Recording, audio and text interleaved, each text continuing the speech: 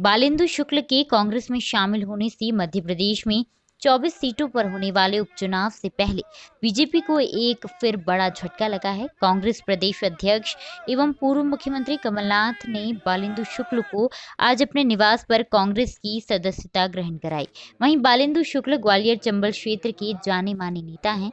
पहले किसी कारणवश बालेंदु शुक्ल ने कांग्रेस छोड़ दी थी, लेकिन अब उनके आने से उपचुनाव में प्रभाव पड़ेगा। इसके साथ ही शुक्ल पूर्व केंद्रीय मंत्री ज्योतिरादित्य सिंधिया परिवार के भी करीबी रहे हैं। बीजेपी से कई और नेता कांग्रेस में आएंगे। यह बात सही है कि मेरा ज्योतिरादित्य सिंधिया से मनमुटाव रहा है। बड़े महाराज माधवराव सिंधिया मेरे मित्र रहे हैं। मैं 30 साल कांग्रेस में रहा, पिछले 10 साल से बीजेपी में हूँ। बीजेपी ने मुझे सम्मान दिया, लेकिन मेरी उपयोगिता नहीं रही। किसी प्रलोभन या चुनाव लड़ने के मकसद से कांग्रेस में मैं नहीं आया।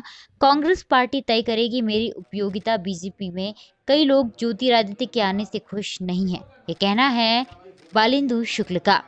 वहीं पूर्व मंत्री लाखन सिंह ने कहा कि सिंधिया से परेशान होकर और कई नेता भाजपा छोड़कर कांग्रेस में आने वाले हैं। कहीं न कहीं इसका मतलब ये निकाला जा रहा है कि अब तक सिंधिया कांग्रेस के गले की हड्डी बने हुए थे। वहीं कांग्रेस प्रवक्ता नरेंद्र सलूजा ने गोविंद सिंह राजपूत पर निशाना साधा और कहा कि सागर से दो कद्दावर नेता हैं, गोपाल भार्गव और भूपेंद्र सिंह, लेकिन मौका मिला गोविंद सिंह राजपूत को। राजनीति कपड़े बदलने जैसी हो गई है। कोई भी नेता कभी भी कोई पार्टी में जा पहुंचता है। आजकल लोग सेवा के लिए राजनीति नहीं करते हैं, केवल अपने मेवा के लिए राजनीति करते हैं। ठीक बयान दिया, मैं तो उनके बयान से सहमत हूँ और कांग्रेस भी सहमत है। निश्चित तौर पे जिन लोगों ने वर्षों से पार्टी को सोचा, आप देखें गोपाल भार्गव और भूपेंद्र सिंह इतने कद्दावर नाम है सागर क्षेत्र के, लेकिन मौका किसको मिला? दल बदलू गोविंद राजपूत को। इंदौर की बात करें तो रमेश मेंदोला, महेंद्र हाडिया, उषा ठाकुर और मालिनी गौड़ जैसे नाम है। मौका मिला दल बदलू तुलसी सिलावट को। तो निश्चित तौर पे जहाँ दल बदलू हावी होंगे, जैसे जयचंद हावी होंगे, जिन्होंने सौदा किया है, जिन्होंने अपने विश्वास का सौदा किया है, तो निश्चित तौर पे जो जमीनी और ईमानदार लोग हैं उनको लगेगा कि कहीं ना कहीं अपना हक मारा गया, इसलिए वो खुलेआम चेतावनी दे रहे हैं, विकल्प खुल रहे हैं, धमका रहे हैं दीपक जोशी जैसे नेता। तो अभी आप देखें बहुत बड़ी भगदड़ देखने को मिलेगी। पिछले दिनों में मैंने देखा कि भारतीय जनता पार्टी में मेरी उपयोगिता नहीं है। ये बात भी सही है कि वहाँ पर कार्यकर्ताओं ने मुझे बड़ा स्नेह दिया, प्रेम दिया, सम्मान भी दिया, लेकिन एक राजनीतिक व्यक्ति होने के नाते मैं महसूस करता था कि मेरी राजनीतिक उपयोगिता हो।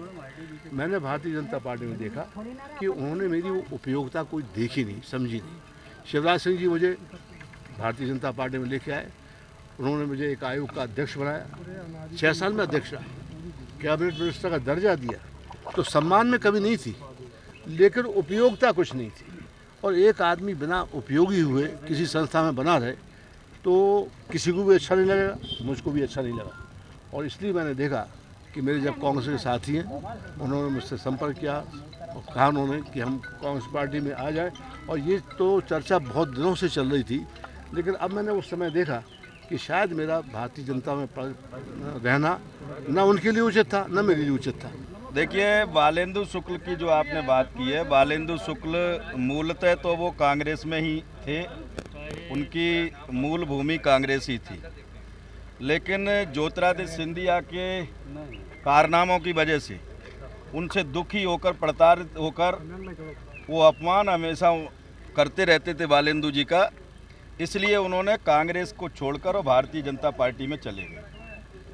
अब पुनः ज्योतिरादित्य सिंधिया भारतीय जनता पार्टी में चले गए, तो वहाँ से वो बालेंदु शुक्ल जी जो है पुनः अपनी मूल संस्था कांग्रेस में आ गए। वो सिर्फ और सिर्फ सिंधिया जी से दुखी होकर वो हमेशा इधर उधर भागते रहे। भोपाल से मोइन खान की रिपोर्ट।